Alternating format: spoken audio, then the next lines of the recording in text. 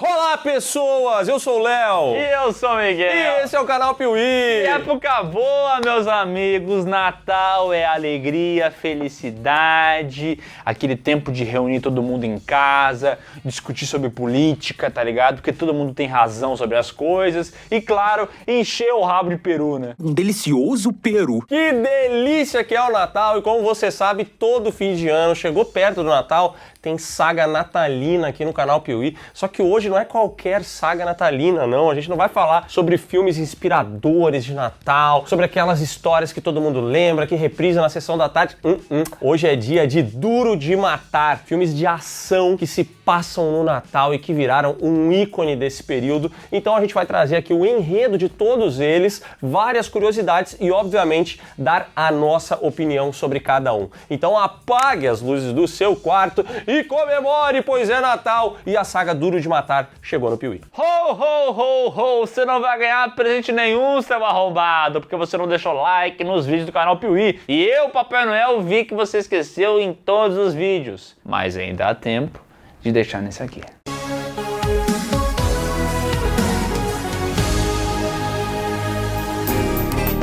Quando você tem uma ideia que você considera muito boa, mas ninguém consegue ver essa beleza toda, o que você faz? Desiste? Ou continua tentando contra todas as crenças? Eu desisto. Lá em 1987, o roteirista Jeb Stuart foi contratado pela Fox para escrever uma adaptação de Nada Dura Para Sempre, onde um homem era perseguido por assaltantes em um prédio. Ele recebeu muita liberdade criativa, mas existia uma regra. A história precisava se passar no Natal, porque o filme seria lançado em dezembro. Não, na verdade ele não seria lançado em dezembro, mas sim em julho. Então ninguém entendia muito bem essa necessidade de fazer com que se passasse no Natal, mas era uma exigência. E curiosamente, as pessoas olhavam para esse projeto e elas não só não entendiam isso, como elas não entendiam o quanto a Fox apostava nessa ideia. Aliás, vários astros de ação foram cotados para protagonizar esse filme, inclusive Arnold Schwarzenegger e Sylvester Stallone. Só que todo mundo olhava para o projeto e não conseguia ver essa beleza toda que a Fox via nele. Não posso. Os sinais todos diziam para a Fox desistir da ideia, mas eles acreditavam no milagre de Natal. E sem um astro de ação nos anos 80, eles pegaram o que tinham e foram fazer o filme mesmo assim. E o resultado? Um dos filmes mais icônicos da história e tá na lista de muitos como um dos melhores filmes de ação de todos os tempos.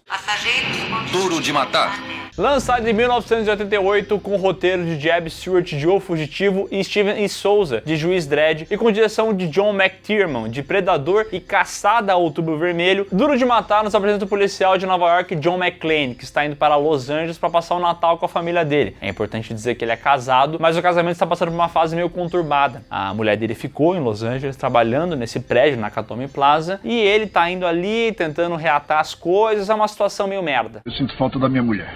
Isso tudo fica muito claro quando ele chega em Los Angeles, ele entra na limusine do Argyle, que vai levar ele até o prédio para ele poder encontrar sua esposa, e quando eles finalmente se encontram e trocam algumas palavras, ele percebe que ela nem usa mais o nome de casada ali na sala dela. Então ela não é mais Holly McClane, mas sim Holly Gennaro. E aí já fica aquele clima meio ruim. Por que você não tá usando o nome de casada, entendeu? Desde quando começou a assinar a senhorita Gennaro? Eles acham que mulheres casadas Você é uma podem mulher ser... casada, Holly. Mas fica claro que ainda existe uma chama ali, alguma esperança, e o John McClane quer resgatar isso, então ele até combina com o Argyle de um motorista ficar no estacionamento esperando, enquanto ele vai lá em cima, troca uma ideia com a esposa dele e tudo mais, e se precisar, o motorista já tá ali pra ele ir embora, entendeu? Se fracassar, eu te levo para um hotel. Você não existe, Argyle. Lembra disso quando me der a gorjeta, tá?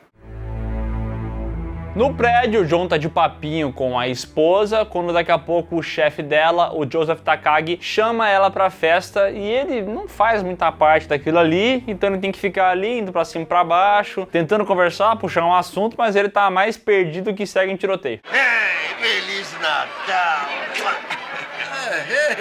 Lá ele 1000 vezes. E por falar em tiroteio, enquanto todo mundo tá celebrando e o John McClane tá meio avulso no rolê, chegam ali Hans Gruber e seus homens. Eles são basicamente terroristas, na verdade eles são ladrões que querem fazer alguma coisa muito errada dentro do Nakatomi Plaza, que é esse grande prédio, o maior prédio de Los Angeles, onde existem ali grandes fortunas, pessoas muito importantes. Então essa turma toda invade o prédio, eles entram lá pelo estacionamento em um suposto caminhão dos Correios, aí quando abre a porta saem todos os caras armados, eles se dividem, dá pra ver muito profissionalismo, né? Vai cada um pra um lado, tem uma galera que vai... Fatiou, passou. Fatiou, passou. Fatiou não só com a arma, mas eles também fatiam todos os cabos de comunicação, fazendo assim com que o prédio fique completamente isolado, e eles já começam a se separar. E o coitado do John McClane acaba sendo pego com as carças na mão e sem sapato, porque ele tava ali trocando o sapato, ele até troca uma ideia com um cara antes no avião, o cara fala, olha, quando você chega num lugar, você tem que botar o pé no chão pra se acostumar. E ele foi fazer isso aí, tava sem sapato, e o pessoal invadiu, não deu tempo de botar tênis, nada, ele teve que sair correndo ali do jeito que ele tava.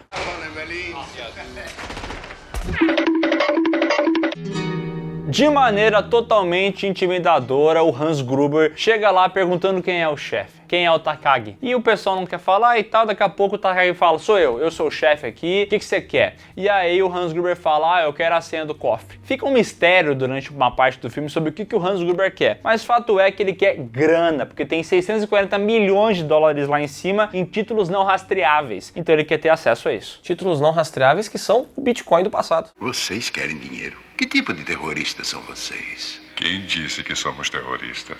Mas o Takagi se nega a falar, ele diz, eu não sei a senha, você vai ter que ver com a companhia, se vira aí. E aí o Hans Gruber fala pra ele, eu vou contar até 3. Se você não falar, você vai morrer. E veja só, a gente tem aqui um vilão que cumpre o que promete. Ele conta até 3, o cara não fala, pum, pipoco no coco. Pegue um chato até toque e pergunte ao presidente, você vai me matar à toa. Está certo. Pipoco no coco, todas elas estão disponíveis na loja. E o John McClane estava seguindo esses bandidos e acaba vendo tudo isso acontecer. E aí ele percebe que ele tá numa situação perigosíssima. Estou lascado.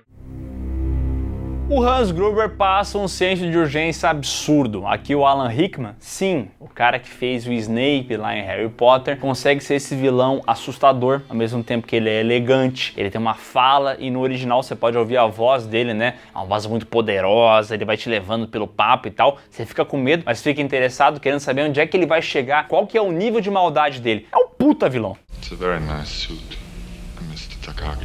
To be ashamed to ruin it.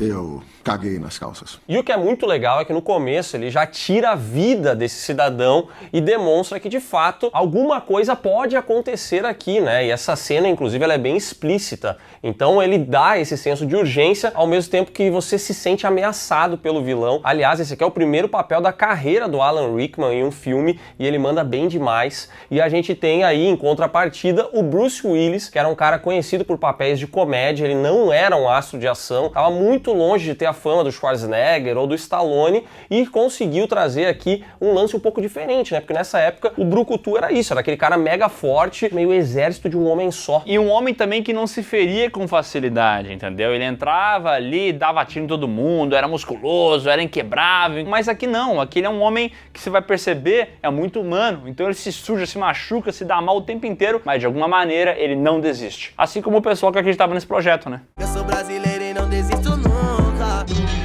Voltando pro filme, o John fica assustado com essa morte, acaba fazendo barulho e o pessoal percebe que tem um invasor ali. Então o Hans Gruber manda um pessoal investigar, encontrar quem é esse tal cara que tava ouvindo tudo. Enquanto isso, ele também manda o hacker dele, que é um cara extremamente engraçaralho, pra tentar invadir aquele cofre. E o cara comenta, inclusive, né? Olha, tu vai precisar de um milagre pra gente conseguir acessar o cofre sem um código, tá? Tem que acontecer um milagre de Natal pra isso funcionar. E é bom estar com razão, porque parece que este último só vai abrir por um milagre. É Natal, Theo. É época para milagres. Eu não acho ele engraçado. Quem também precisa de um milagre é John McClane, que tá escapando dos capangas do Gruber, até que ele tem uma excelente ideia. Ele fala assim, cara, eu vou acionar o alarme de incêndio. E aí não tem erro, a galera vai vir pra cá. É isso que ele faz, aciona o alarme, mas o plano dá errado. Afinal de contas, a galera liga lá pro prédio e fala, ó, tá rolando um incêndio aí? E aí um dos caras do Gruber fala, não, tá tudo certo. Então não chega bombeiro nenhum e John McClane acaba sendo encontrado pelo capanga de Hans Gruber. E aqui ele é obrigado a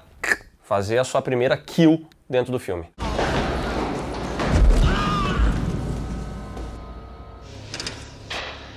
Eu acho interessante como o John McClane, ele é meio rock no sentido de ele apanha bastante, né? Mas ele consegue depois vencer. Ele dá o jeito dele, ele chega lá. Mas ele não passa impune disso aí, entendeu? Ele fica na maleixo. Me quebrei. Eu adoro o humor do filme porque ele consegue dar cabo do cara, aí ele vai, pega explosivos desse cara, pega um walkie-talkie, que ele consegue ouvir o que os bandidos estão falando, se comunicar com a polícia e tudo mais, mas ele não consegue pegar os sapatos do cara, porque o pé do malandro era menor que o pé dele, então não funciona, né? O que me chama a atenção, porque o cara tinha tipo 2 metros de altura. É muito impossível que aquele cara tinha um pé menor que o do Bruce Willis. Tanto terrorista nesse planeta, eu tenho que matar um que usa sapatos menor que o da minha irmã. E depois disso ele deixa um aviso pros bandidos, né? Ele escreve ali com sangue no corpo desse cidadão, manda ele pelo elevador, só pra mostrar que ele tá na área. E como ele tem senso de humor, ele dá uma mensagem e termina com ho, ho, ho. Natal, né? Agora eu tenho uma metralhadora. Ho, ho, ho. Feliz Natal, filho da... John, por meio de um walkie-talkie, contata a polícia e avisa o pessoal, olha, manda uma viatura pra cá que tá dando uma treta gigantesca. Mas sabe como é que é aquela burocracia de ligar pra polícia, eles enrolam, manjam, demoram, mas daqui a pouco o tal do Al Powell chega lá. Só que o Hans Gruber é inteligente, então ele botou um capanga dele pra se passar por porteiro. E aí o policial chega lá, vê que não tem nada e vai embora. E aí o John McClane se desespera. Então ele tem uma ideia. Ele pega um corpo de um capanga morto e joga pela janela e aí o cidadão policial percebe que realmente tem algo errado. Pra ele também, né? Porque os caras começam a disparar em cima dele com a metralhadora do Rambo. Bem-vindo à festa, amigo! Mas ele consegue escapar e chamar reforços. E a gente tem que mencionar que enquanto isso o John McClane tá tentando escapar por dentro do prédio. E esse capanga que ele joga pela janela é justamente um que vai participar de uma das cenas mais icônicas. Que o John McClane entende que ele vai ter que ir pelos cabos do elevador, ele vai ter que andar pelo poço do elevador para conseguir despistar essa galera. Então ele vai fazendo isso, mas os capangas do Gruber vão atrás, encontram ele e ele acaba sendo obrigado a pular de um andar até o outro e rastejar pelos dutos de ventilação. Cena mais icônica do filme, uma das cenas mais icônicas da história do cinema, que é o John McClane dentro dos tubos de ventilação. E cara, esse frame dele paradinho você já deve ter visto em vários lugares. Aliás, parabéns para a limpeza do prédio, porque esses dutos de ventilação estavam impecáveis. Menos pra ele, né? Porque ele passa pelos dutos e depois a camiseta dele que começa branca vira marrom. E lá na chaminé apareceu o Papai Noel cheio de presentes. Mas outra coisa interessante sobre esse personagem, e por que ele é tão interessante, é que além dele ser piadista, dele ser carismático, tem várias coisas que ele faz no filme que são impossíveis, mas se tornam plausíveis pelo jeito que ele lida com isso. Então ele tá ali pendurando numa parada muito perigosa. E ele fica falando pra ele mesmo, o que você tá fazendo, John McClane? Você é maluco? Por que você vai fazer isso? Então você poderia falar esse tipo de coisa, tipo, nossa, começou a mentirada. Mas ele te desarma com os seus comentários dele, tá ligado? Agora que eu sei o que é entrar pelo cano. E essa cena, inclusive, é muito boa. Ele coloca a arma pra poder se apoiar. O John McTiernan consegue fazer toda uma cena de tensão pra gente tentar entender se ele realmente vai conseguir saltar de um lugar pro outro. A fivela começa a escorregar, né? A fivela vai escorregando. Então ele é um filme de ação que utiliza essas situações pra te deixar tenso, entendeu? Não é tanto sobre o tiroteio que tá rolando. É mais sobre esses pequenos momentos que são tão memoráveis. Muito bom.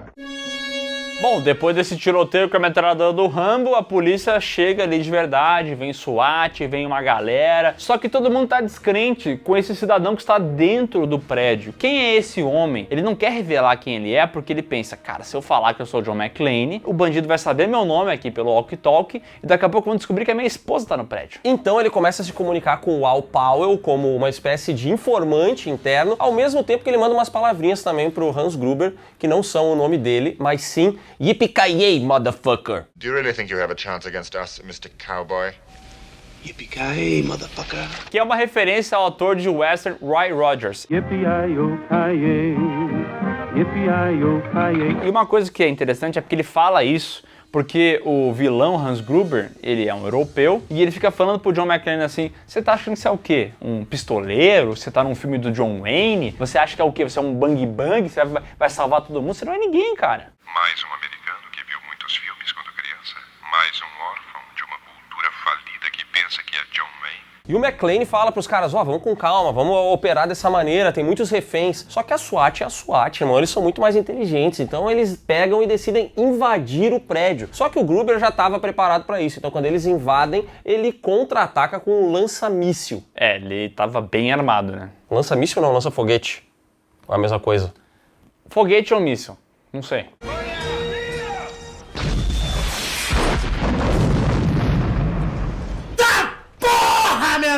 Mas o John, esse sim é malaco, porque ele consegue impedir mais mortes pegando um computador, amarrando numa cadeira de escritório e enchendo de C4. Joga pelo posto do elevador e explode uma galera. E essa morte, dizem, né, que a explosão não é nem por conta do C4, mas sim de tu ter um monitor de tubo caindo de tantos andares, o peso daquilo quando bate no chão, ele de fato causa uma grande explosão. Foi assim que os dinossauros morreram. Eu ouvi dizer que sim.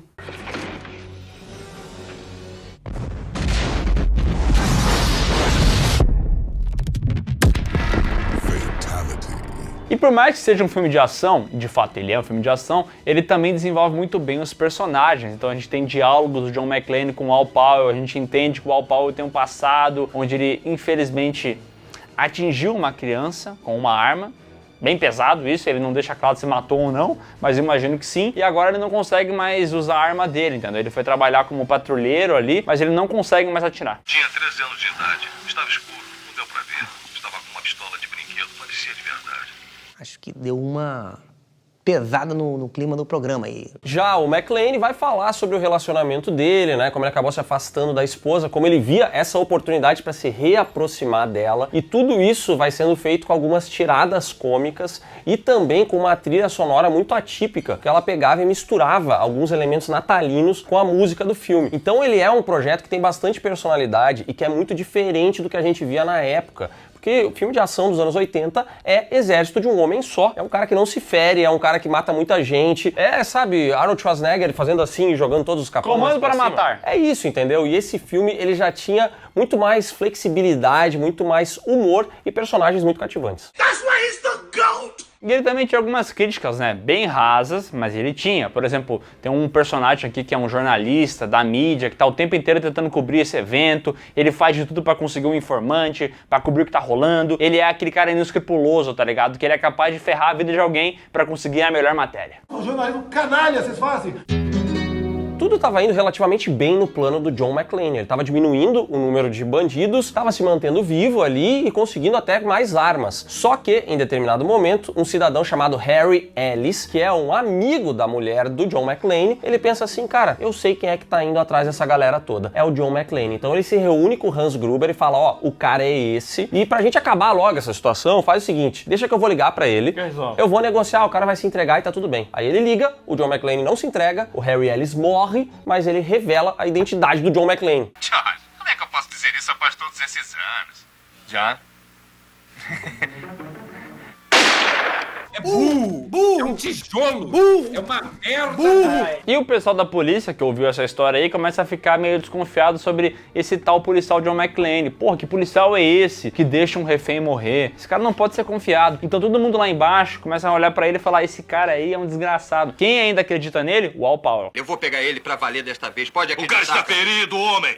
Está sozinho e não viu nenhuma reação dos homens aqui de baixo. Olha, Padacífica. Sabendo quem é o seu inimigo, Hans Gruber dá seguimento ao plano dele, coloca um monte de explosivos no telhado, ele já sabe que em algum momento a SWAT vai vir lá por cima, ele quer estar preparado, e no meio dessa jornada, o John McClane acaba se encontrando com o Hans Gruber. Só que ele não sabe que aquele ali é o Hans Gruber. Essa cena é foda. Essa cena é demais, porque ele pensa que é um refém. Então o que ele faz? Ele oferece uma arma pro cara. Sabe usar uma arma, Bill? Sabe aquela arma que dispara tinta? Vai usar uma de verdade, Bill. Que vacilo. E o Alan Rickman destrói aqui, porque quando ele se passa por refém, ele fica, ah não, por favor, eu tava só tentando escapar e tal. Ele faz o papel dele de assustado, só que o John McClane é malaco, ele se liga, então essa arma que ele entregou pro suposto refém não tinha uma bala dentro. E aí quando o cara vai atirar no John McClane, não tem o que sair dali, né? Opa! Não tem balas. Nossa, você é muito bom, cara! E o Hans Gruber só sai dessa bem porque ele tava com alguns capangas ali que conseguem dar cobertura para ele escapar do John McClane. Do outro lado, o FBI chega ali e decide, bom, vamos simplesmente desligar a energia do prédio, porque assim a gente consegue invadir sem mais problemas. Mas era exatamente o que o Hans Gruber queria, porque quando a luz cai, o cara que tava lá em cima hackeando o cofre agora consegue acesso. Feliz Natal.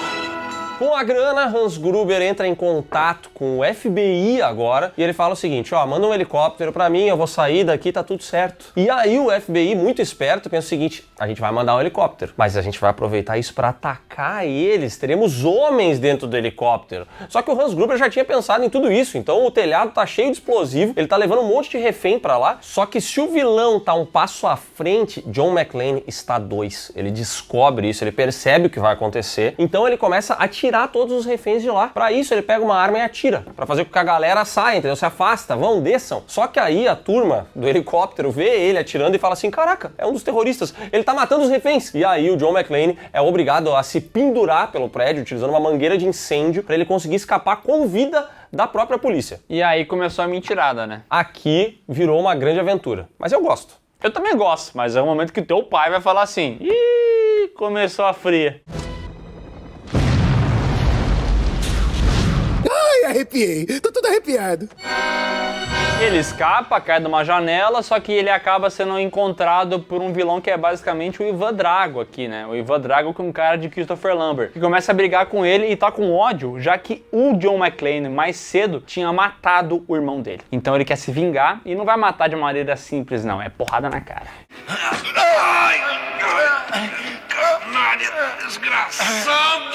E enquanto isso tudo acontece, a gente acompanha justamente a mídia que o Miguel havia comentado. Aquele repórter, o Richard Thornburg, ele fica sabendo de todo o acontecimento, ele tá lá embaixo, ele tá investigando a situação e ele consegue inclusive uma entrevista com os filhos dos McClane. E aí o Hans Gruber, que tá dentro do Nakatomi Plaza, assiste essa entrevista na TV. E nesse momento é dito ali na entrevista, né, ó, os pais dessas crianças estão os dois no Nakatomi Plaza. E aí ele começa a conectar as coisas, porque aparece ali que a mãe deles é a Holly. Mas quem é o pai? O pai não tá lá embaixo, etc. Ele começa a olhar algumas fotos no escritório e percebe que o pai das crianças é John McClane. Ou seja, ele tem ali entre as reféns a peça-chave para conseguir desarmar esse cara que tá tentando acabar com o plano dele. Senhora McClane? Que bom. Foi saber disso.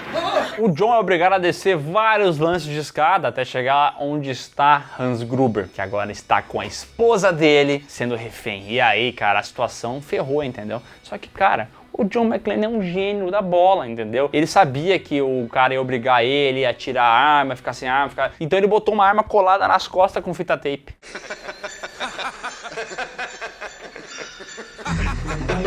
Gênio, gênio, gênio, gênio. E aí, quando ele solta a arma e tudo parece sob controle pro Hans Gruber, esse cidadão faz exatamente como num filme de Velho Oeste, como num Bang Bang, que o Hans Gruber zoava ele, dizia, ó, você acha que tá num filme de Velho Oeste? Ele simplesmente saca a arma e mete pipoco no coco do capanga e atira no Hans Gruber, que começa a andar pra trás e cai do prédio em direção à morte. Começa a andar pra trás, vai cair, só que leva a esposa de John McClane junto. Se pendura num relógio que ela tinha ganhado, não sei o que lá, e eles ficam ali pra cair e tal.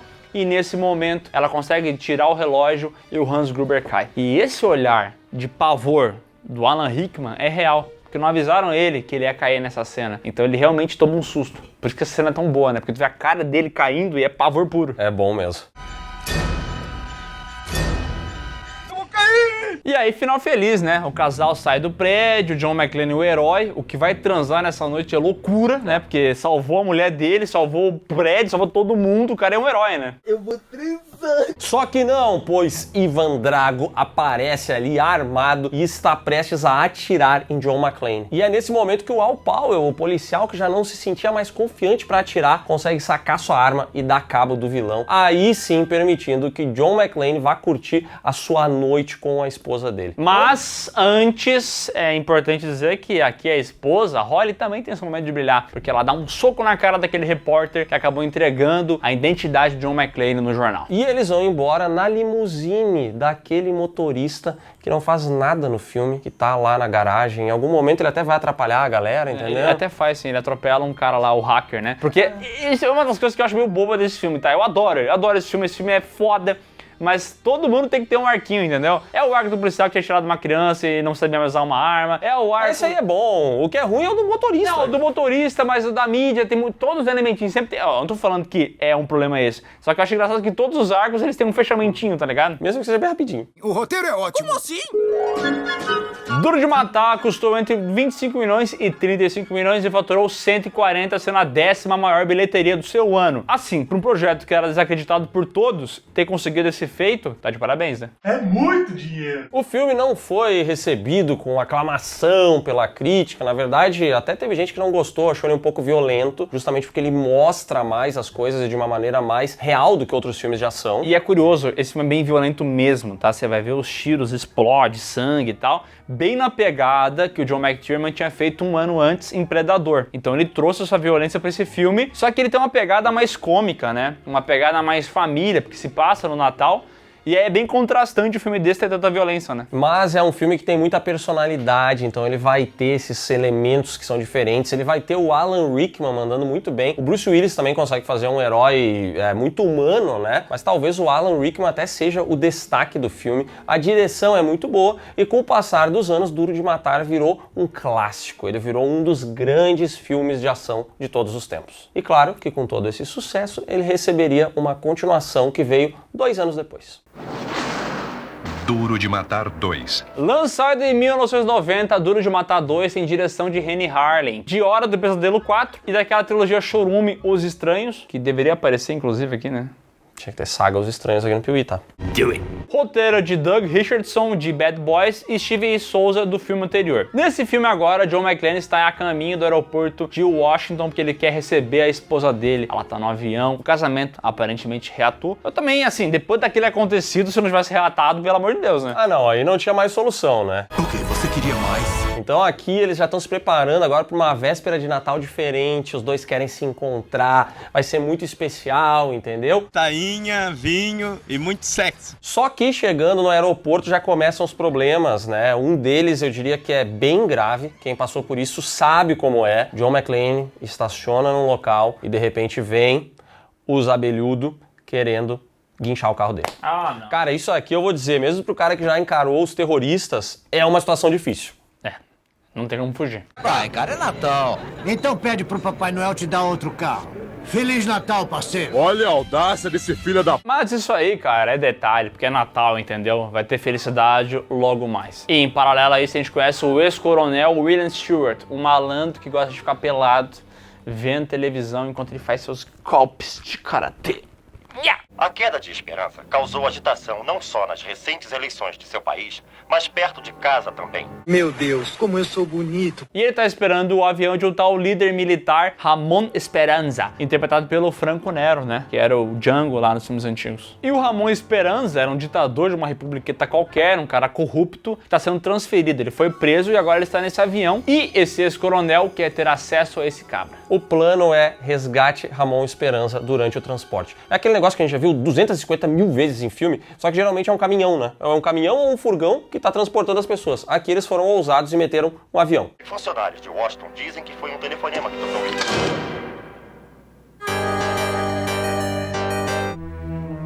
No aeroporto não demora para John McClane esbarrar com o Stewart. E aí rola uma troca de olhares e tal, mas ninguém suspeita de nada. Vai dar namoro? Hoje não, Faro. Não vai dar namoro, vai dar confusão, porque o John McClane vê outros movimentos estranhos. Junto com o Stewart tem outros caras, esses caras são meio esquisitos, mal encarados. O John McClane assistia muito aquele programa Aeroporto, Área Restrita. Aí ele começa a suspeitar desses malandros e persegue eles pelo aeroporto. E ele vai parar naquela triagem de bagagens, entendeu? É ali justamente que vai acontecer um tiroteio e que o John McClane vai matar um desses caras. E no meio disso tudo, ele pensa assim, cara, eu vou avisar a polícia do aeroporto. Ele vai até o Carmine, que é o chefe ali do local. Só um detalhe, né? O John McClane, o único jeito de resolver as coisas é matar, né? Eu mato vagabundo! Duro de Matar é ele. Mas pra ele matar os outros é mole, entendeu? Ele faz isso com tranquilidade, vai até o Carmine, o chefe da polícia, avisa o que tá acontecendo, só que o cara não dá bola nenhuma pra ele. Esse aqui é meu aeroporto, cara, você não sabe, quem manda aqui sou eu, essa aqui é minha cidade, você não pertence a esse lugar, cara. Vai embora daqui, você é policial de Los Angeles agora, sai daqui! Ele é esse personagem. Olha, você está no meu laguinho agora. E eu sou o peixe grande que manda em tudo.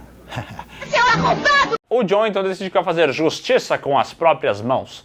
E ele começa a investigar a situação pra ver o que tá rolando. Ele até consegue ter acesso ao corpo do morto e manda lá pro amigo dele, o Al Powell, perguntando: cara, de quem que são essas digitais? E aí o cara fala: esse cara já morreu há 2 anos. E ele fala: mas como é possível isso? Segundo o Departamento de Defesa, ele está morto há 2 anos.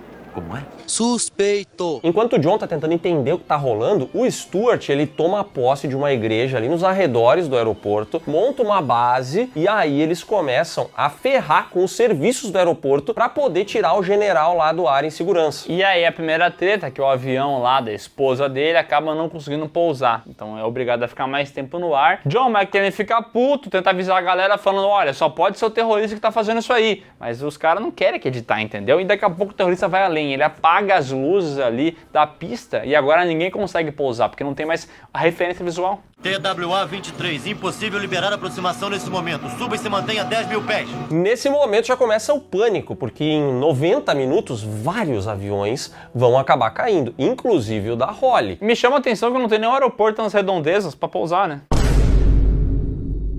Isso também me chama atenção. Eu acho inacreditável que esses aviões não foram para algum outro lugar. Eles ficam sobrevoando ali, sobrevoando, e o John McClane, vendo que ninguém vai fazer nada, ele pensa assim: cara, eu vou resolver isso aqui. Ele então vai atrás do zelador do aeroporto, que convenientemente já tinha todas as plantas do local, oferece para ele, e assim o John McClane começa a traçar um plano, entendeu? E esse plano, claro, vai envolver ele passar por dutos de ventilação em algum momento para repetir aquele momento icônico do filme original. Uma vez na vida, eu queria ter um Natal normalzinho.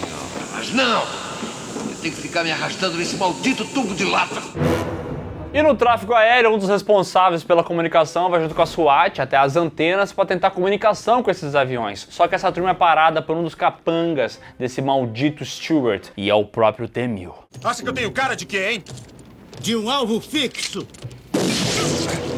Geral da SWAT morre e quando um dos trabalhadores ali do aeroporto morreria, John McClane aparece, dá cabo da rapaziada toda, salva o cidadão e consegue destruir as antenas de comunicação. E isso é muito ruim porque aí o Stuart acaba perdendo comunicação também com o avião do general que ele precisa resgatar, entendeu? Acabou, o plano deles foi muito prejudicado. E aí ele pensa assim: quer saber? Agora eu vou punir esses otários aqui. Eu vou derrubar um avião com 300 passageiros. Então o que eles fazem? Como os caras não têm nenhuma visão, não têm comunicação do que tá rolando, eles passam informações falsas, o piloto se prepara para pousar e quando isso acontece com os dados errados, esse avião cai reto na pista, explode e de fato todo mundo que estava lá dentro morre. Meu Deus! Todo mundo morreu! E o John McClane, que aparentemente não era, mas agora é um exército de um homem só, tenta até parar isso aí. Ele pega 2 tochas e fica lá fazendo assim pra tentar taxiar o avião, mas ele não consegue, cara. Então ele presencia a morte de 300 pessoas. Meu Deus! E essa é uma cena bem marcante pro filme, né? Porque a gente tá acostumado a ver o herói sempre salvando a turma. E aqui o terrorista consegue matar 300 pessoas. Então é impactante. O filme ele tava meio morno até então e essa cena chama a atenção. E uma coisa que me chama a atenção também é o fato desse filme não me ganhar mais tanto assim. Porque o primeiro filme era muito situacional, entendeu? Tipo, ele tava naquele local, então ele tinha que se virar. Não tinha mais ninguém ali pra fazer alguma coisa. Mas dessa vez, tem todo mundo, entendeu? Ele tá ali com várias pessoas em volta e mesmo assim ele é o único cara que consegue fazer algo, sabe? E isso aqui acontece mais ou menos com 1 hora de filme.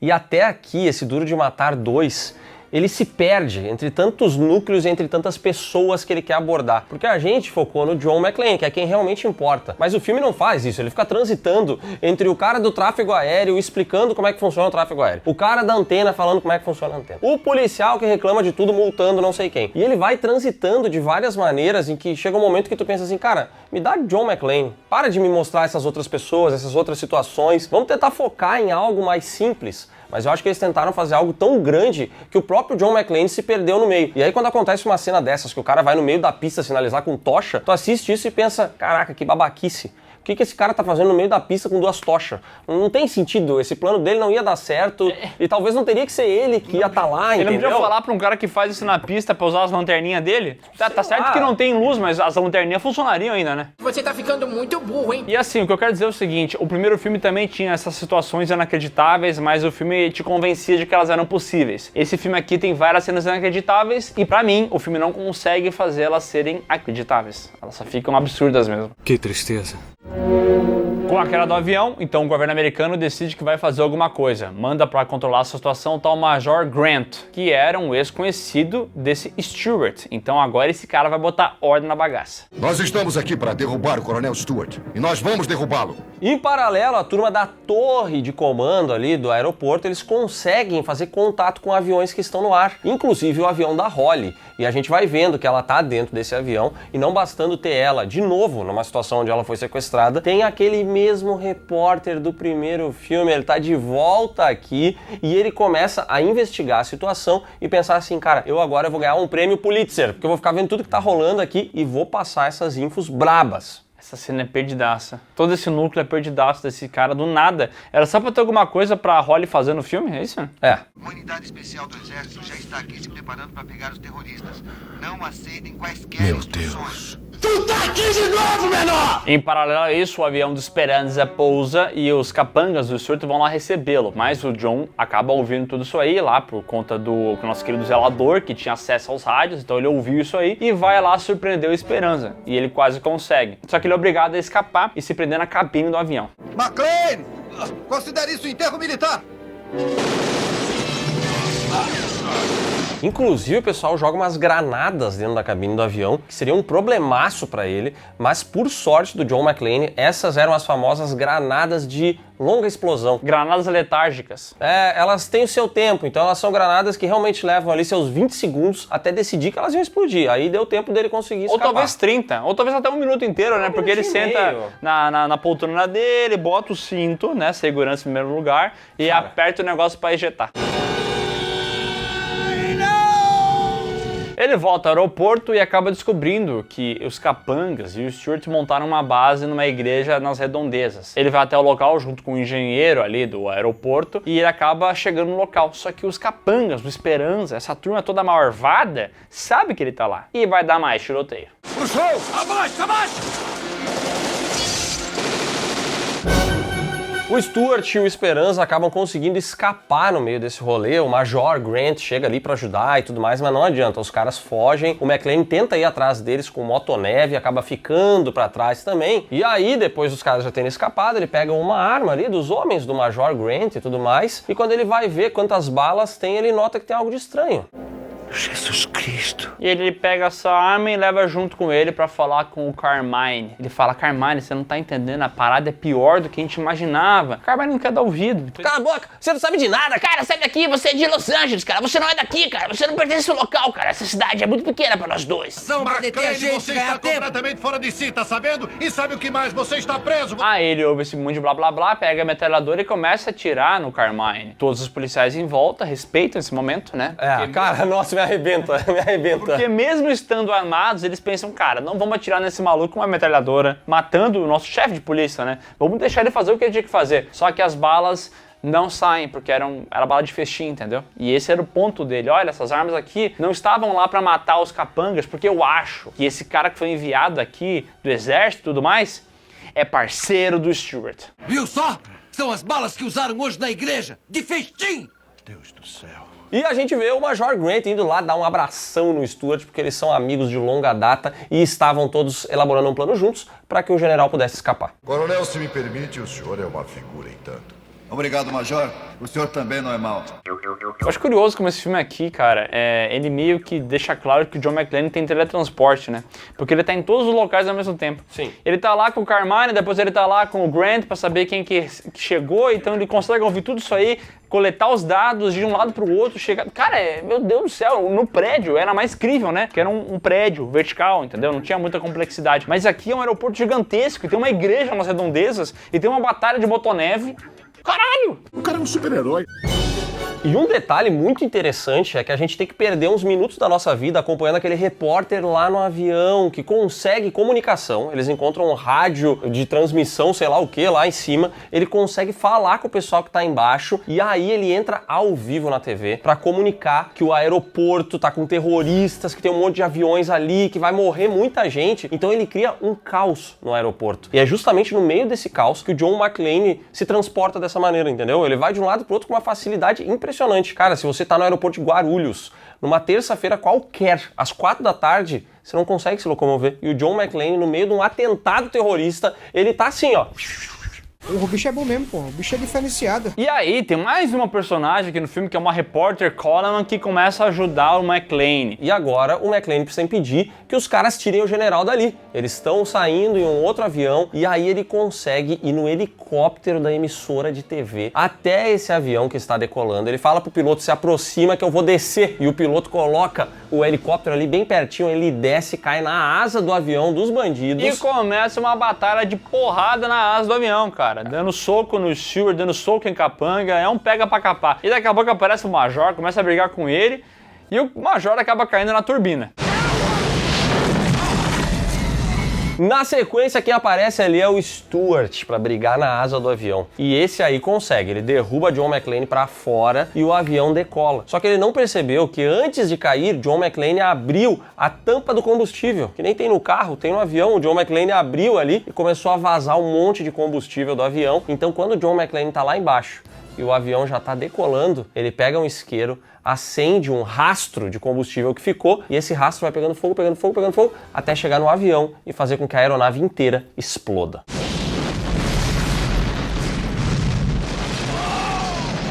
E aí, com a chama feita nesse caminho, os aviões conseguem ter contato visual com a pista e aí começa uma fila indiana de avião descendo na pista, cara. Achei curioso isso, né? Porque é mó complexo na vida real, né? Tem que pousar o avião estacionado e depois vem outro. Não, ali um atrás do outro. Aqui é como se eles estivessem entrando num restaurante e tem uma fila, entendeu? É, um fast food. Mas essa é muito fácil mesmo. E o longa termina com o John abraçando sua esposa, o policial babaca sendo legal. Cara, você é muito legal, cara. Essa multa aqui que eu ia te dar, cara, vamos rasgar a multa, cara. Você não precisa pagar nada, cara. Você levou essa multa em frente do meu aeroporto? Deixa pra lá. Hoje é Natal. É só alegria, é só satisfação. Ai, meu Deus do céu. E aquelas 300 pessoas que morreram. Isso aí não importa, é Natal, vamos comemorar! Let it snow, let it snow, let it snow.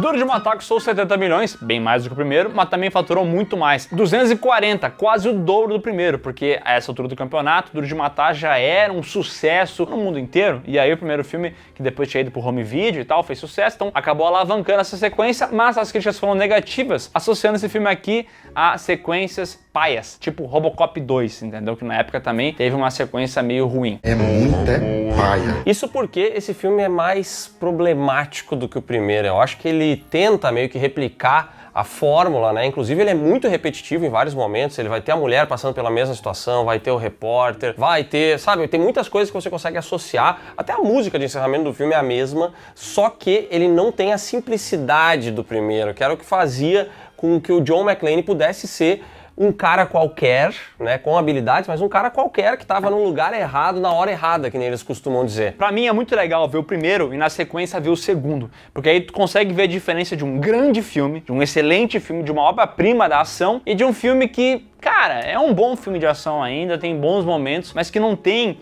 toda a grandiosidade do primeiro, entendeu? Ele é muito mais quebrado, ele é cheio de coisas que não funcionam, ele parece que não anda, tá ligado? A própria questão do vilão, esse filme aqui, ele não tem nenhum vilão, porque ele tem 3 vilões e nenhum deles é importante ou memorável. A cena mais memorável dos vilões desse filme é o cara lutando pelado na frente da TV, entendeu? Eles não têm essa imponência que nem tinha o Hans Gruber no primeiro. Então ele tenta fazer mais coisas e ele não consegue ser melhor do que o original em nenhum aspecto, infelizmente.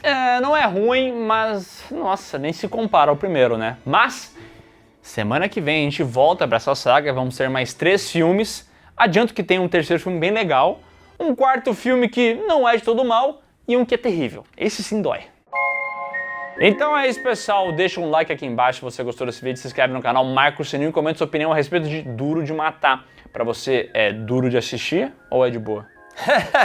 E não se esquece de conferir aqui na descrição os links que vão levar você para as nossas redes sociais, para as lives do Miguel, para o PeeWeeCast, o podcast do canal Piuí, que agora chega fim de ano, início de ano, tem episódios especiais lá, então corre, dá um confere.